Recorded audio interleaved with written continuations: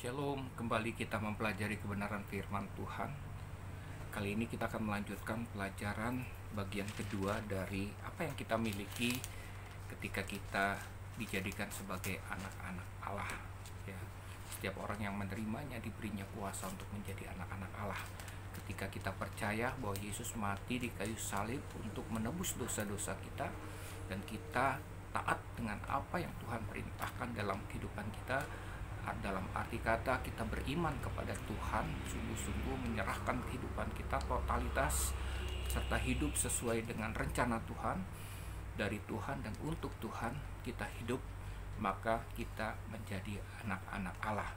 Dan bagian pertama kemarin kita sudah berbicara tentang menjadi anak-anak Allah yang mendapatkan keselamatan. Ya, harusnya kita hidup di dalam dosa, akibatnya maut. Tetapi ketika kita masih berdosa, Tuhan mati di kayu salib untuk kita, orang-orang yang berdosa, supaya kita diselamatkan, hidup sesuai dengan rencana Tuhan. Yang kemarin terambil dari Roma 5 ayat 8. Ini semata-mata adalah kasih karunia Allah, dan kita hidup bersama-sama dengan Allah untuk selama-lamanya. Mulai dari sekarang di dunia ini, Tuhan menyertai kehidupan kita, dan sampai yang akan datang dalam kehidupan kekal juga Tuhan masih ada dalam kehidupan kita. Hidup kita bersama-sama dengan Tuhan, dan saya percaya kita akan menikmati kebahagiaan yang Tuhan janjikan di dalam kehidupan kita, karena hidup kita sesuai dengan rencana Tuhan. Bagian kedua kita akan melihat di dalam Roma 5 ayat 18. Ya, apa yang kita miliki? Yang kedua adalah kebenaran. Roma 5 ayat 18 saya akan bacakan. Sebab itu sama seperti oleh satu pelanggaran semua orang beroleh penghukuman, demikian pula oleh satu perbuatan kebenaran semua orang beroleh pembenaran untuk hidup.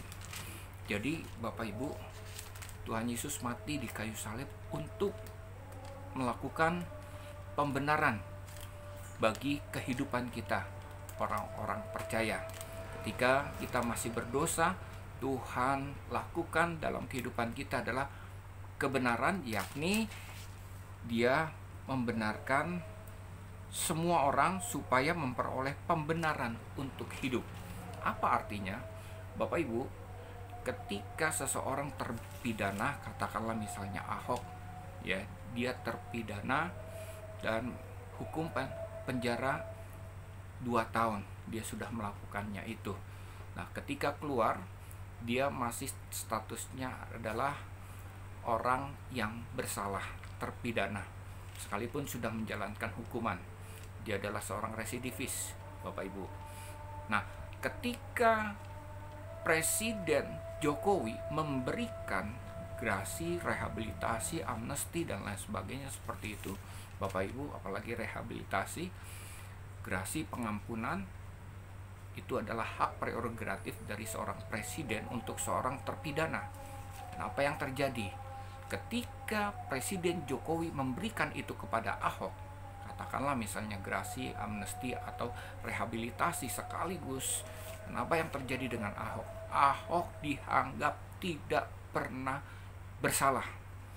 Jadi artinya dia sekalipun sudah menjalankan pidananya, tapi dia bukan terpidana. Presiden wajib untuk merehabilitasi, memperbaiki nama baiknya, ya. Jadi Ahok bukan hanya sekedar diampuni, statusnya dianggap sebagai orang yang tidak bersalah. Demikian juga dengan kematian Tuhan Yesus di kayu salib, Tuhan Yesus melakukan kebenaran. Supaya apa? Kita dibenarkan, yaitu pembenaran yang Tuhan lakukan di dalam kehidupan kita. Orang berdosa dianggap sebagai orang yang tidak berdosa di hadapan Tuhan, yang selama ini kita adalah hamba-hamba dosa, tetapi sekarang sudah menjadi anak-anak Allah yang hidupnya tidak lagi berurusan dengan dosa, tidak lagi terikat dengan dosa. Bapak Ibu, apa yang terjadi di dalam kehidupan kita? Kenapa hal itu bisa mungkin? Kita perhatikan di dalam Matius 5, Roma 5 ayat 12. Ini berbicara tentang maut. Ya. Dikatakan Roma 5 ayat 12, sebab itu sama seperti dosa telah masuk ke dalam dunia oleh satu orang, dan oleh dosa itu juga maut, demikianlah maut itu telah menjalar kepada semua orang, karena semua orang telah berbuat dosa. Jadi dengan kata lain Bapak Ibu, oleh karena Adam dan Hawa sudah melakukan sebagai manusia pertama, sudah melakukan dosa, dan dosa itu menjadi dosa turun-temurun, dosa yang diwariskan kepada kita. Sekalipun kita tidak melakukan apa-apa, kita terlahir sebagai manusia berdosa. Oleh karena manusia pertama, Adam dan Hawa, sudah tidak taat kepada Tuhan, dia melanggar perintah Tuhan, berdosa. Dan pada akhirnya kita keturunan Adam dan Hawa pun juga hidup sebagai orang-orang yang berdosa. Perhatikan kemudian ayat 15, Roma 5 ayat 15. Tetapi karunia Allah tidaklah sama dengan pelanggaran Adam. Ya. Apa yang tidak sama?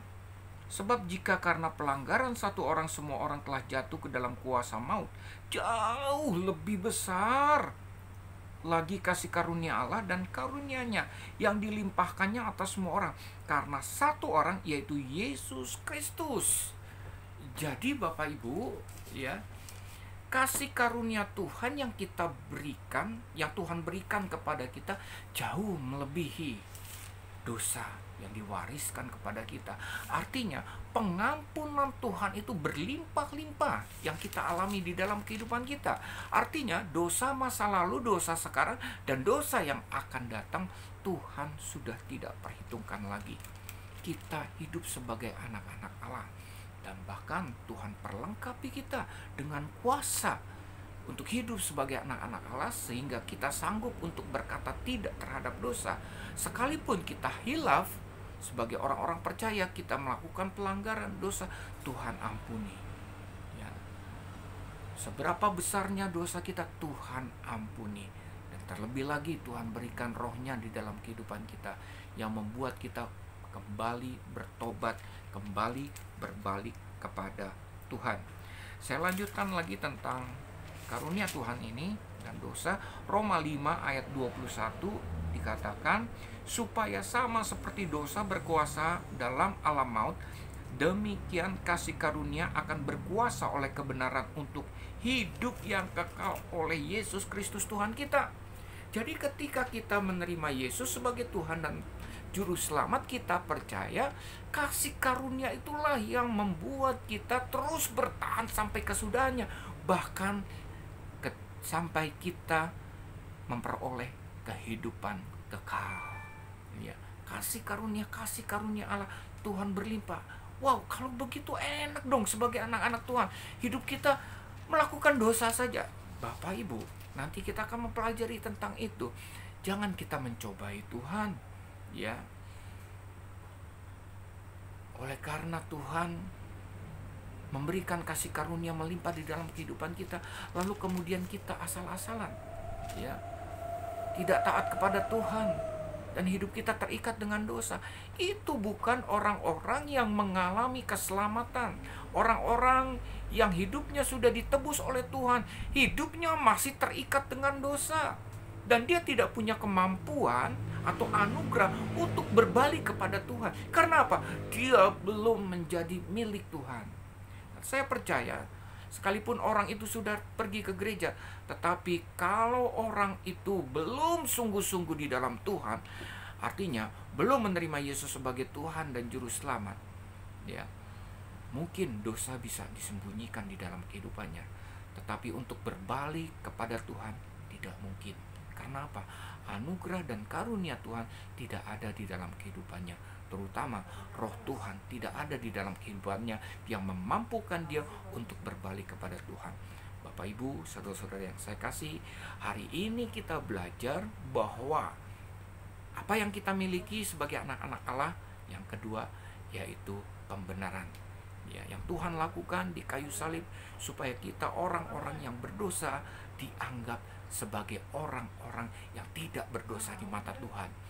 kita kudus, ya, kita layak di hadapan Tuhan, bukan karena usaha kita, tetapi anugerah dan kasih Tuhan yang membuat kita kudus, hidup layak di hadapan Tuhan. Tuhan memberkati. Shalom.